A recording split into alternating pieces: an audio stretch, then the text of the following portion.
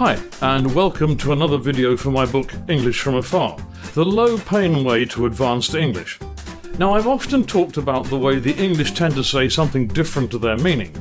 Well, today I'd like to take a look at the way the language really does make sure that what they say is almost impossible to understand. For all the rules in English, it seems to me that the most important thing is to understand when to break them and how.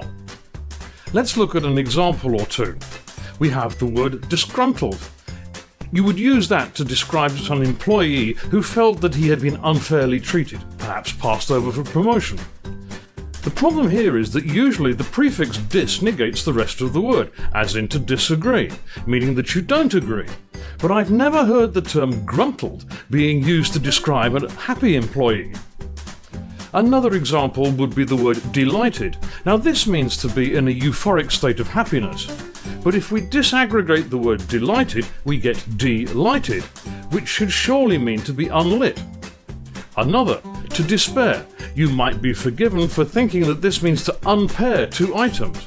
But no, it means to give up hope. Now, this leads me on to my thought for today. What is the difference between a competent English speaker and a fluent English speaker? Well, my definition is this. The competent English speaker is one who knows and always applies the rules of English. The fluent English speaker is one who understands how and when it is permissible to break those rules, perhaps for comic effect or to make a point. But more than this, the fluent English speaker is able to break those rules with ease. We have the expression that some rule is followed more by being broken than observed. For example, trying to figure out the spelling of receipt. The line often used to memorize this is I before E except after C. The issue being that there are so many exceptions to the rule that it really can't be called a rule in the first place.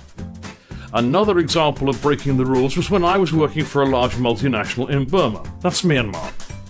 We used to talk about STPs and LTPs. It didn't take long to figure out that these were short and long-term plans. But one day we were in a meeting when it was quite obvious that we needed something in the middle. So I said, what we need is an MTP. Now the whole meeting went quiet, and then somebody said, how is the Ministry of Telecommunications going to help? When I said no, it's a medium-term plan, everybody was crying out, no, that's far too complicated to understand. Well, that's about it for this video. Please subscribe to my channel and like my videos. Don't forget to share with your friends. You can find out more by visiting my website, the address is down below, and even buy a copy of my book there.